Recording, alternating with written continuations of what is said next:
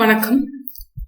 நம்ம போன வீடியோல கியூனா என்னன்னு அதை அரே யூஸ் பண்ணி எப்படி இம்ப்ளிமெண்ட் பண்ணலாம்னு பார்த்தோம். இப்ப இந்த வீடியோல லிங்க்டு லிஸ்ட் யூஸ் பண்ணி எப்படி இம்ப்ளிமெண்ட் பண்றதுங்கிறத பார்க்கலாம். போன வீடியோல சொன்னேன் கியூனா லீனியர் டேட்டா ஸ்ட்ரக்சர். இதுல இன்சர்ஷன்ஸ் எப்பவுமே எண்ட்ல தான் நடக்கும், அதுக்கு பேர் ரியர். டெலிஷன்ஸ் இன்னொரு எண்ட்ல நடக்கும், அதுக்கு பேரு ஃப்ரண்ட். இது first in first out principle follow பண்ணுதுன்னு சொன்னேன். இதுல என்னென்ன ஆபரேஷன்ஸ் இருக்கும்னா, இன்சர்ஷனுக்கு பேரு என்கியூ ரியர்ல நடக்கும், டெலிஷனுக்கு பேரு டிகியூ ஃப்ரண்ட்ல நடக்கும்.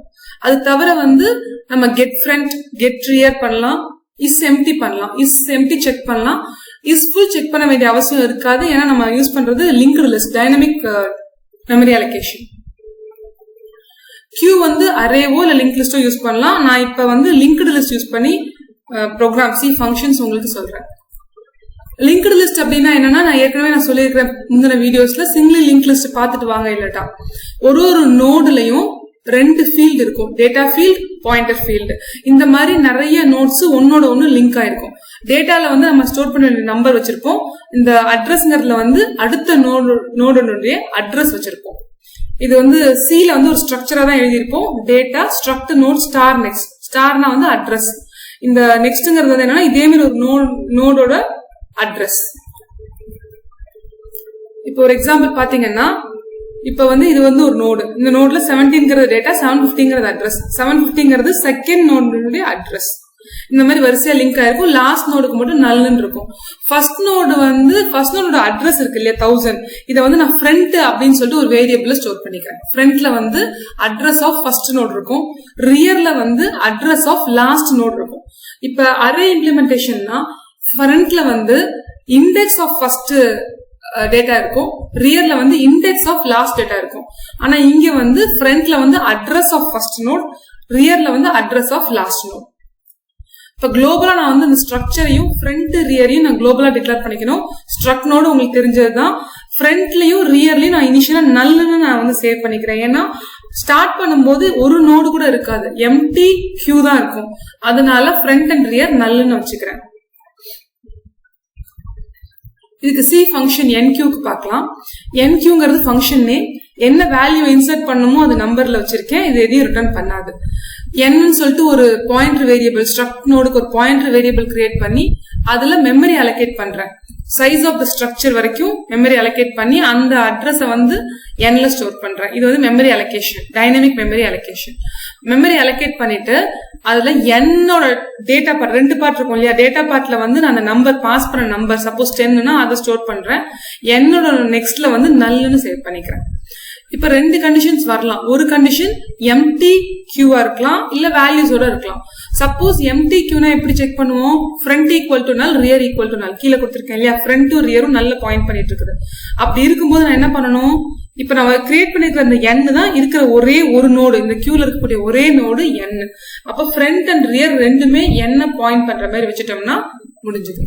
இப்ப சப்போஸ் கியூல நிறைய எலிமெண்ட்ஸ் இருக்குது அப்படின்னா, front equal to null, rear equal to null false ஆயிடுச்சு.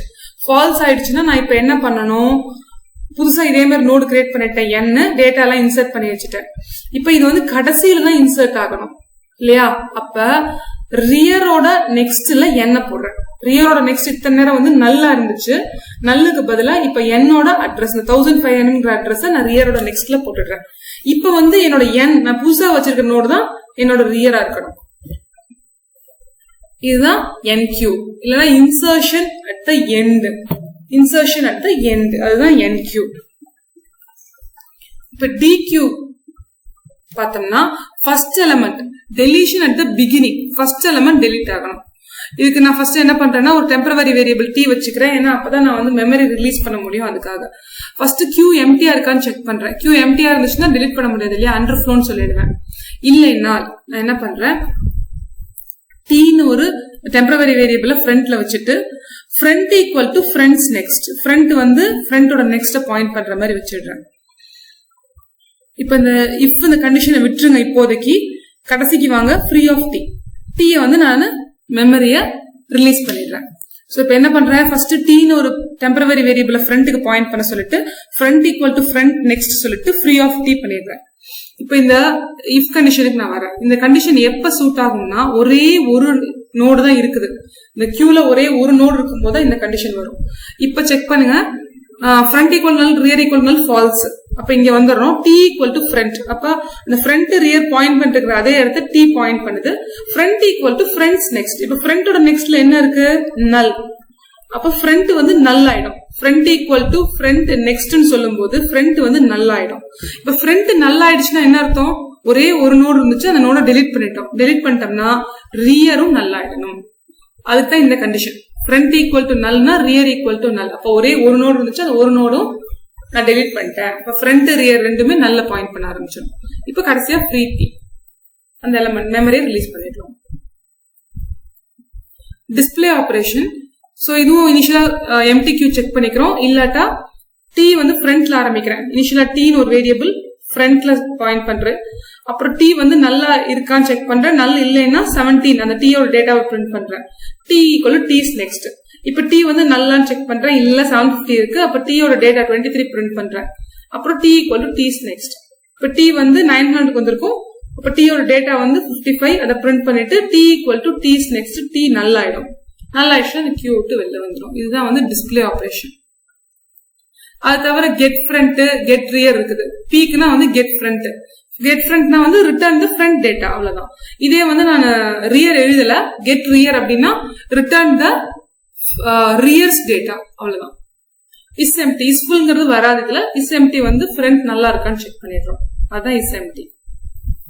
இந்த வீடியோ உங்களுக்கு யூஸ்ஃபுல்லா இருக்கும்னு நினைக்கிறேன். ஏதாவது டவுட்ஸ் இருந்துச்சுன்னா கமெண்ட் பண்ணுங்க. தேங்க்யூ.